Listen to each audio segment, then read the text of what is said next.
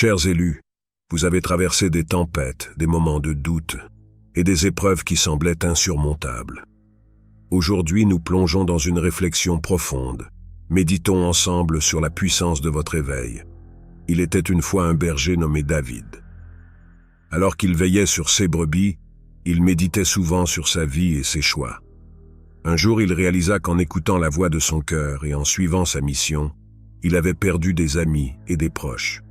Mais ce qu'il ne savait pas, c'est que ces pertes étaient en réalité des bénédictions déguisées. Des années plus tard, ceux qui l'avaient rejeté commencèrent à comprendre sa sagesse et regrettèrent amèrement de l'avoir perdu. Quelles sont les leçons que la vie vous a enseignées lorsque vous avez choisi d'écouter votre cœur, même au prix de perdre des relations précieuses? Dans chaque élu réside une source infinie de sagesse, un héritage divin transmis par le Christ lui-même. Cette sagesse est une lumière guidante, même lorsque le monde semble sombrer dans l'obscurité. Jésus, le Fils de Dieu, a été rejeté par les siens, trahi par ses amis et crucifié par ceux qu'il était venu sauver. Cependant, sa sagesse et son amour ont transcendé la souffrance et la mort. Aujourd'hui, des milliards de personnes se tournent vers lui, regrettant de ne pas l'avoir reconnu et accepté en son temps. Comment votre sagesse intérieure vous a-t-elle guidé dans les moments les plus sombres de votre vie et comment les autres ont-ils réagi à cette lumière? Les élus sont appelés à explorer les profondeurs de leur conscience, à découvrir les mystères de l'esprit qui transcendent la réalité matérielle. Cette exploration est une quête de vérité et de compréhension, une aventure spirituelle qui défie les limites de la perception ordinaire. Il y avait un sage appelé Élie, qui vivait dans une petite cabane au sommet d'une montagne. Dans sa solitude, Élie passait ses journées à méditer et à contempler les mystères de l'univers.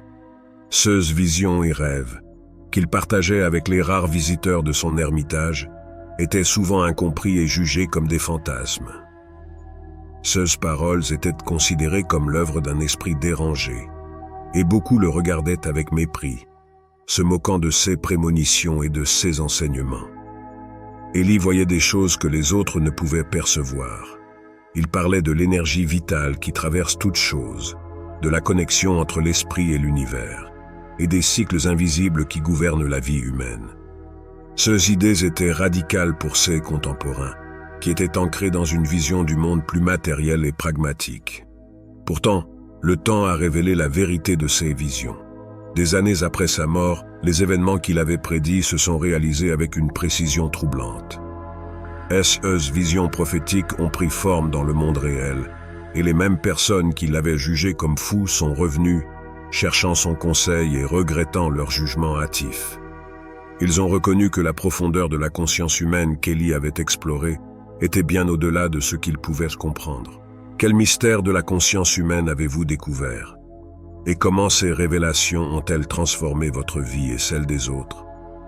Peut-être avez-vous eu des expériences similaires où vous avez exploré des aspects profonds et cachés de votre esprit. Comment ces découvertes ont-elles changé votre perception de la réalité et votre compréhension de vous-même et des autres? Lorsque les élus s'éloignent de ceux qui ne peuvent comprendre leur mission, une profonde transformation s'opère. La perte, bien que douloureuse, est souvent nécessaire pour la croissance spirituelle et l'élévation de l'âme.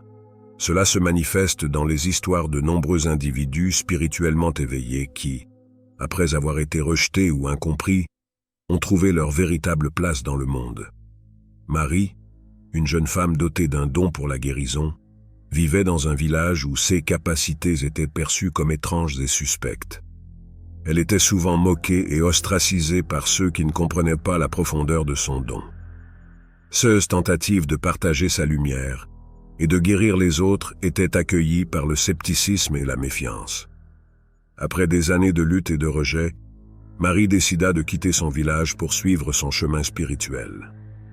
Elle partit seule, déterminée à explorer les vérités profondes et à affiner ses compétences. Ces voyages la conduisirent à travers des lieux sacrés et des traditions anciennes, où elle apprit et grandit en tant que guérisseuse. Les années passèrent, et Marie revint finalement dans son village natal. Cette fois-ci, elle était différente, empreinte de sagesse, de lumière et de paix intérieure. Les habitants, voyant la transformation radicale et les guérisons miraculeuses qu'elle apportait, commencèrent à comprendre et à apprécier la profondeur de son don. Ils regrettèrent profondément de l'avoir rejeté et l'accueillirent avec respect et gratitude. Ce récit nous invite à réfléchir sur les sacrifices nécessaires à notre croissance spirituelle et sur la manière dont la perte peut parfois être le prélude à une révélation plus grande. Comment avez-vous vécu ces moments de rejet et d'éloignement dans votre propre voyage spirituel? Comment ces expériences ont-elles contribué à votre évolution personnelle et à votre compréhension des mystères de la conscience humaine? En explorant les profondeurs de notre esprit, nous découvrons non seulement des vérités cachées, mais aussi notre propre capacité à transformer les épreuves en opportunités de croissance. La quête de compréhension spirituelle est un voyage qui demande courage et persévérance, mais elle nous conduit vers une vérité plus profonde, une connexion plus authentique avec nous-mêmes et avec le monde qui nous entoure.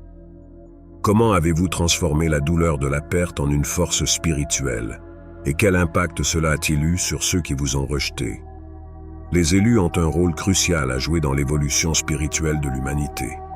Leur voyage est une prophétie en action, une lumière qui guide les autres vers un avenir plus lumineux. Un prophète du nom de Samuel voyait des visions d'un monde transformé par l'amour et la sagesse des élus. Bien que ses contemporains se moquaient de lui, ses prophéties commencèrent à se réaliser. Ceux qui l'avaient rejeté cherchèrent maintenant ses conseils, regrettant de ne pas l'avoir écouté plus tôt. Quelle vision prophétique portez-vous pour l'avenir? Et comment pouvez-vous utiliser votre sagesse et votre amour pour guider ceux qui regrettent de vous avoir perdu? Chers élus, votre chemin est pavé de défis et de transformations, mais il est également illuminé par la sagesse divine et la lumière du Christ. Ceux qui vous ont perdu commencent à réaliser leur erreur. Continuez à marcher avec confiance et amour, car votre mission est d'éveiller les âmes et de guider l'humanité vers une plus grande conscience spirituelle. Comment allez-vous utiliser cette prise de conscience pour continuer à briller et inspirer ceux qui regrettent de vous avoir perdu?